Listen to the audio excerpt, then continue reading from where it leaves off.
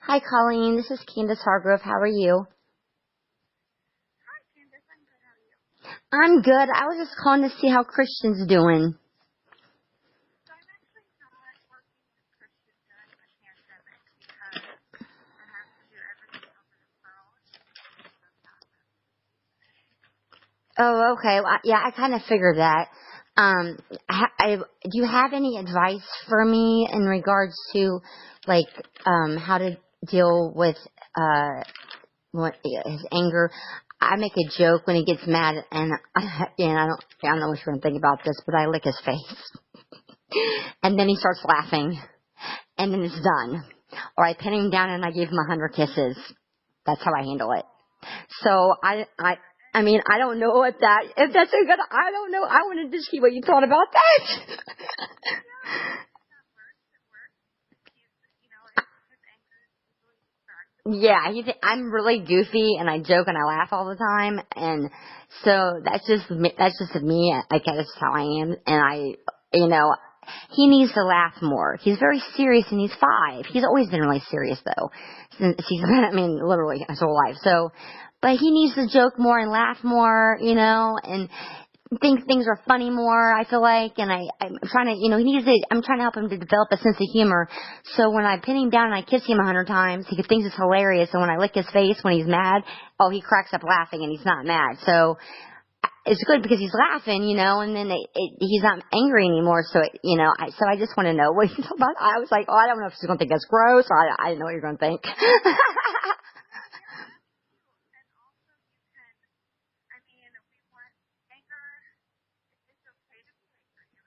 Yeah, of course. Lots of times I have parents do something like, I can see how frustrated you are. Why don't you go into your room and calm down a little bit and see your bedroom talk about it? Or, why don't you go get a drink of water together? Or why don't you like there's something to calm down his anger? But his anger isn't explosive. He's just like mad. Well, no, he's getting mad. What happens is he gets mad and he cries, like, if he doesn't get his way. Like, for instance, he asked me to get him the laptop. Now, I just bought him $330 worth of toys for his birthday. You know about his birthday party and all that. You heard all about that. Well, so, that was so he literally gets mad and has a meltdown because he's like, I need to show you toys for my birthday again. And I said, Christian, that's all for a whole year. I said, listen to me. I said, the tooth fairy is going to come. You're going to put your tooth underneath the pillow, and then you're going to get money. And guess what? With that money, you can buy toys with it. He's like, no way. And then I said, and then Easter's coming, and you can get some toys in your Easter basket. I said, and when you graduate from preschool, I'll get you a toy for that. I said, so there's lots of things that you can get toys for, Christian, throughout the year. You just can't get toys just every single day for it has to be, I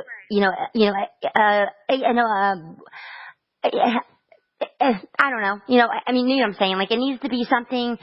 He just wants a toy every day, and that's not how. And I'm bad about spoiling my kids. I'm not gonna lie about that. I struggle with disciplining. I don't spank. My 15-year-old has never been grounded ever, and he's never been spanked his entire life. So, yeah. Oh, I do not believe in spanking at all. It is horrible. It makes me, when I see a parent or anybody hit a child, I'm not kidding you, I seriously vomit. Like, physically throw up. I can't take it. So, and I was, we weren't spanking, so I just don't understand. People who hit kids and animals, So, that's just my opinion on that.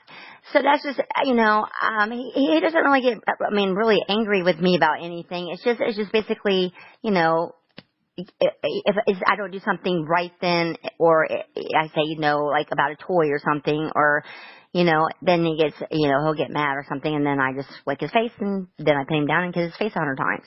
So, and like I said, and then everything's fine. But yeah, there's nothing, like, it's not to the point he gets angry or it's something that he needs to talk about. Like, it's not like, I mean, I explained the toy thing with him, and he didn't know about the tooth fairy, and he didn't know really he didn't understand the Easter bunny and Easter baskets, and I said, when you do good school, and you do, I see a good grade on one of your papers, I'll get you something as a reward, and I was listing all kinds of things that he could get rewards for with the toy, and he thought having money from the tooth fairy was the coolest thing ever. So, he goes, I'm going to have my own money. And I said, yes, and you can buy toys with it. He was like, oh, yeah, that's so cool, Mom. So, anyways, I just want to talk to you about that.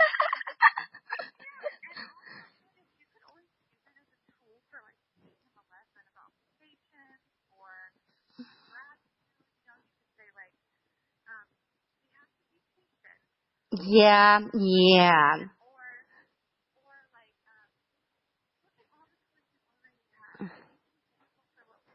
Yeah, I do say that. But see, my 15-year-old, he has been really good. He has always said, since he was 3, I made him say please and thank you for everything. And he literally says thank you for me making him something to eat. He says thank you for everything. And he always says please. Christian, on the other hand, has been a little bit more challenging about that. So yeah. Well, but I started with Sebastian when he was 3. So we're 2 years later with Christian. So I tell him, you need to say please. And then, when he'll yell and boss me and say, go get me a drink now. And I'll say, Christian, I'm not mean to you. I don't yell at you. You need to say, Mommy, please go get me something to drink, and I'll do it. I said, there's no reason to get mad. There's no reason to yell at me. I said, all you have to do is ask. It's real easy. And I said, then I just go do it. No big deal. So,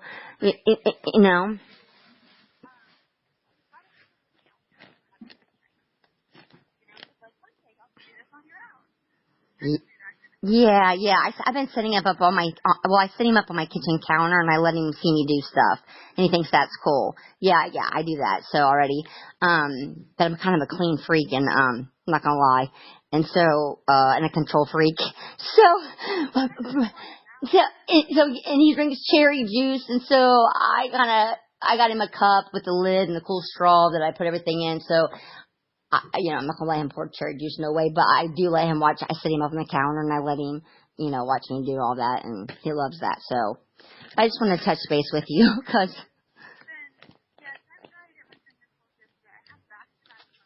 it's okay. I totally understand. Oh, you're fine.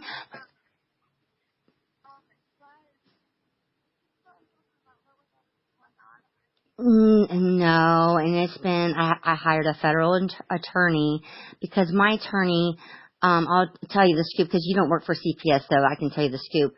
I hired, well, I was a court appointed 3 attorneys. I think I might have told you this.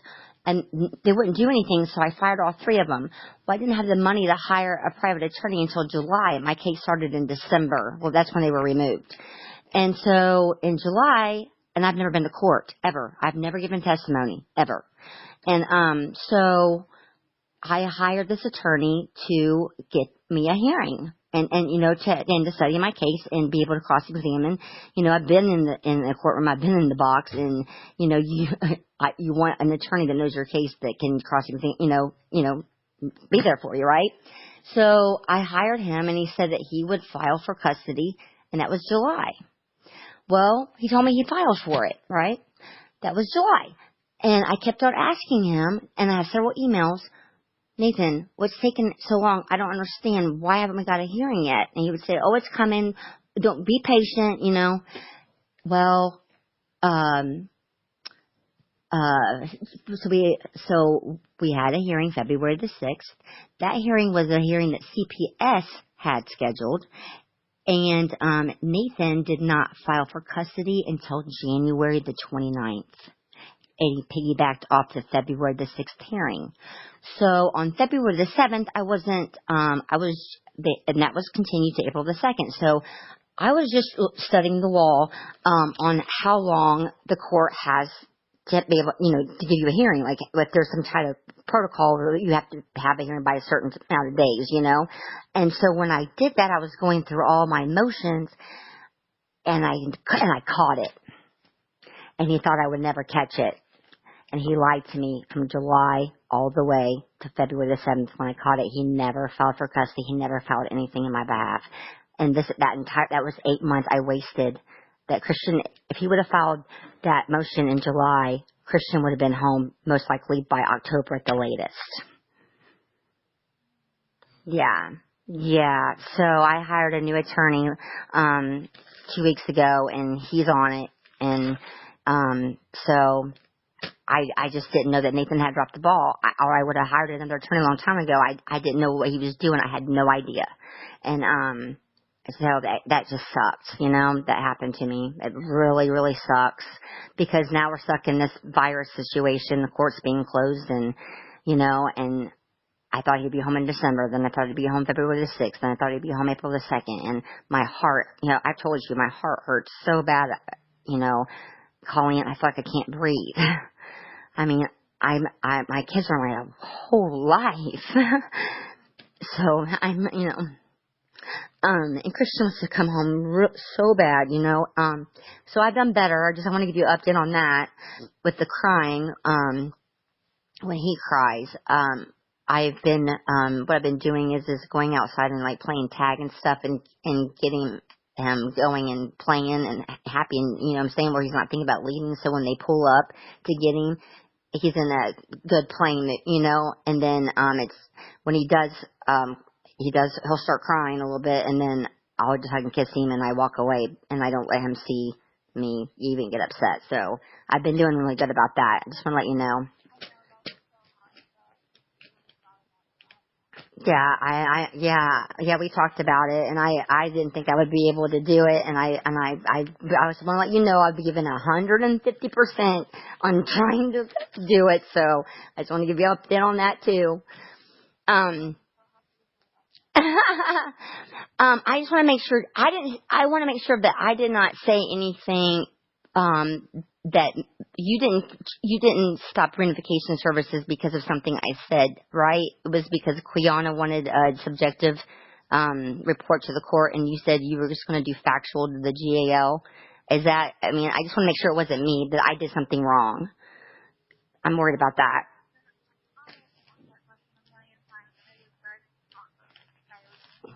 Well, I don't want, this is between you and I only.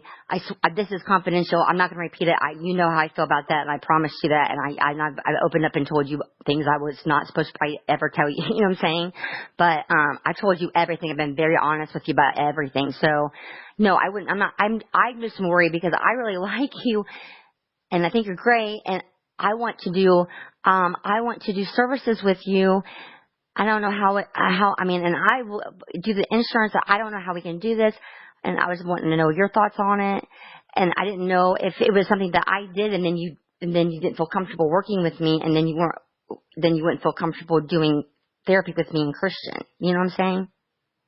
Right. No, it was after our conversation on the phone. It was clear that you were hoping for someone who could be more involved with the court. And I knew that wasn't going to be me. And it was ridiculous. So I think they sometimes can be more involved with the court than never be with the court. So once I realized that, I just told that, I shared with Kiana that I knew the best that I could do myself a person and not have to do much practice stuff, court stuff, but I didn't feel like I could do the reunification services, but that I would be, coordinating with every person and work with you.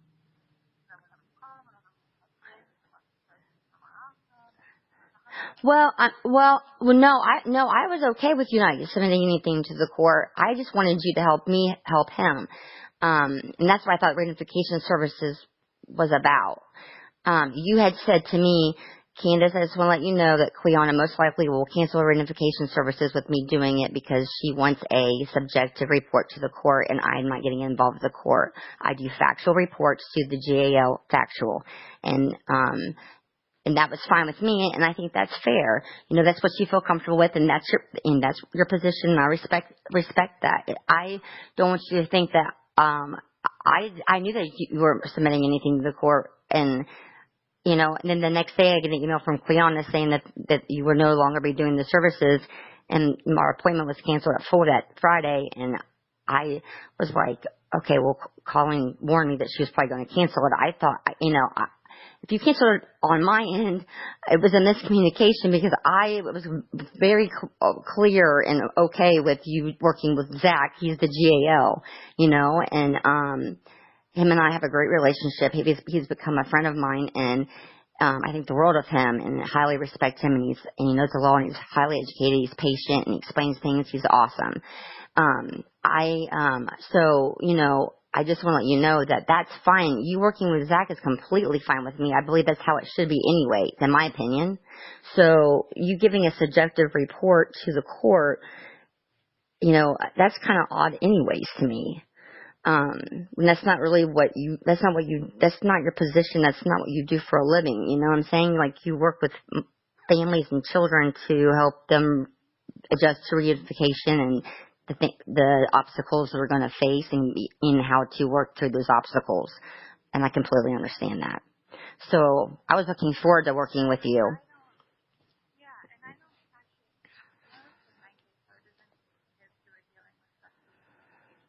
Yeah, you told me that. That was the first referral you had ever had for reunification. And you told me that.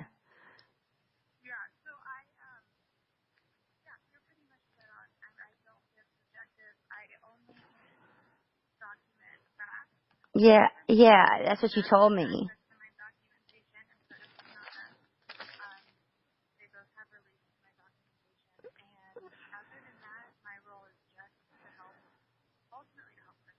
Yeah.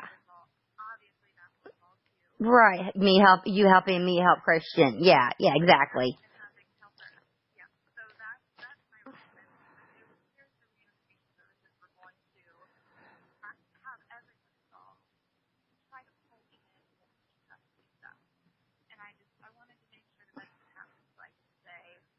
Right. Absolutely. I mean, this is your decision. Like I said, you explained that to me when we talked on the phone the first time. And, you had said that you had been asked to give a subjective report to the court and you wouldn't be doing that. And that I didn't know you were going to be giving a report to Quiana. I thought you were just giving it to Zach, which Quiana's fine too. I don't care. But you said it would be factual and not subjective. And I thought that was extremely fair. And, so that's up to you. I mean, if you feel comfortable doing the reunification services, I'm fine with it. That's up to you. If you're being pressured on the other end, like you said you were, I completely respect that too. I just want to know how you and I can work together, as in with therapy, in going forward in the future, near future. You know what I'm saying?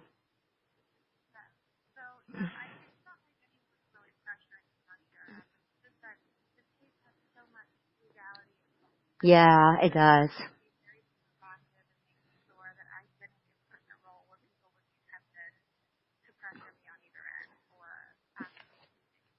Yeah. I mean, you being asked. Right. I mean, when you were asked to give a report to the court for the February 6th hearing, and I told you I thought the world of you, and I thanked you. There's no words in this world that exist that I can say to you how much that meant to me. You saying that's not fair. I've never talked to her. I've never met her, and I don't give subjective reports anyways. I thought that shows your character and your morale and what a good person you are. That says so much about you, and I would be more than willing to tell your boss this in a second.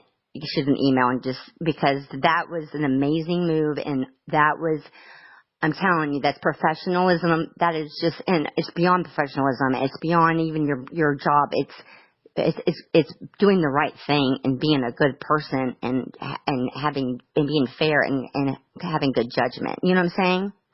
I just think that was an awesome of you. Oh, I thought the world of you when you told me that. I was like, you're a rock star.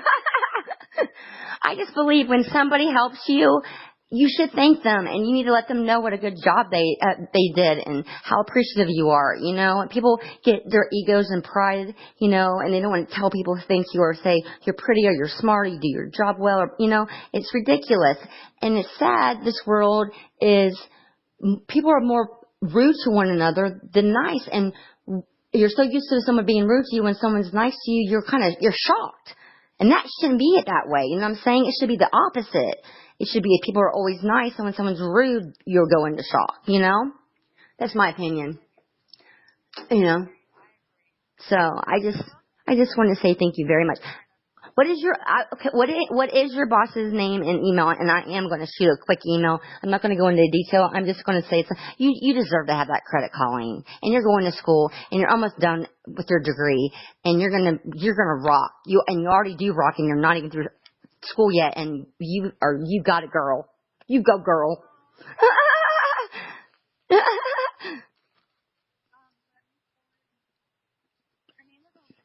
Okay. Okay.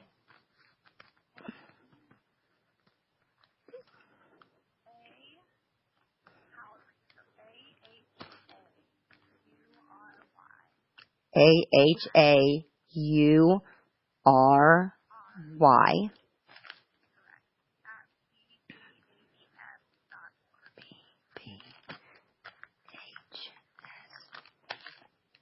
I'm not, like I said, I'm not going to go into detail about anything. I'm just going to make it short and sweet. I'm going to be straight to the point. So, you are more than welcome, sweetie. You deserve it. And so, just let me know, when you feel the time, when all this is over with the virus, but after this is done, when, hopefully Christian will be home soon. And then, like I said, I'll have his insurance ready, and then you and I can work together. You can help me with him, and just, you know, there's things. I'm 42, so I am a therapist, but I haven't been to school in a long time. You know, and it's not like I'll review this stuff, you know? No, I don't. I do not review it. So when I graduated from college, it was so funny. I was like, I will never read a book again. Ever. Ever, ever, ever. And then the last 3 years, I changed. And as I guess it's my age, I guess, it has to be. But all I do is read about anything with healthcare, anything on white papers, anything with law, case law. I mean, I read and read and read and read and read all the time. And it's crazy, and I crave knowledge, and I crave to learn. So it's wild because I never thought this would happen.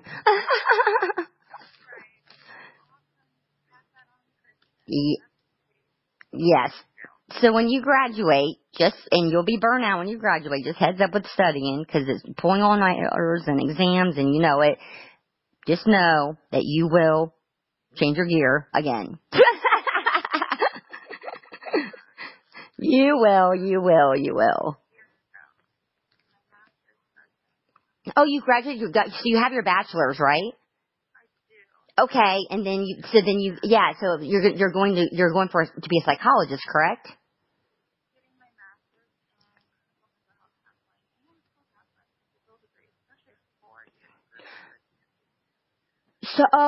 So you're going to be higher than a psychologist, because that's 3 years, right? 2 years, 3 years, 3.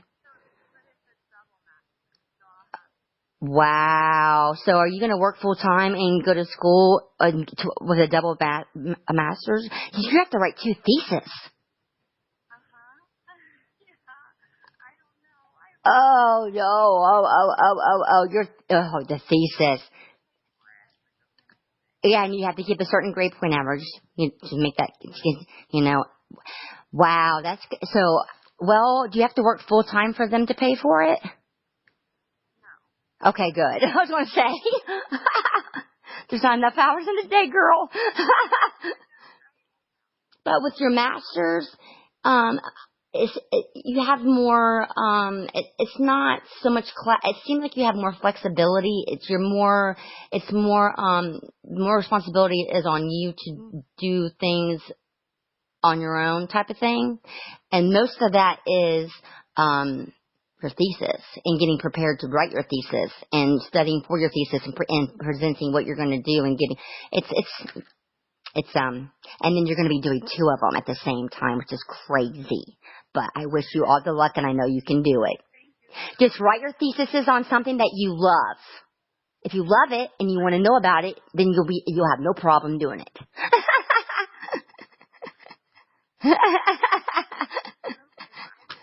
Okay. All right. Thank you so much for your time today.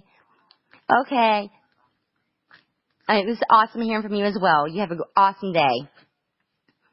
Thank you. Bye-bye.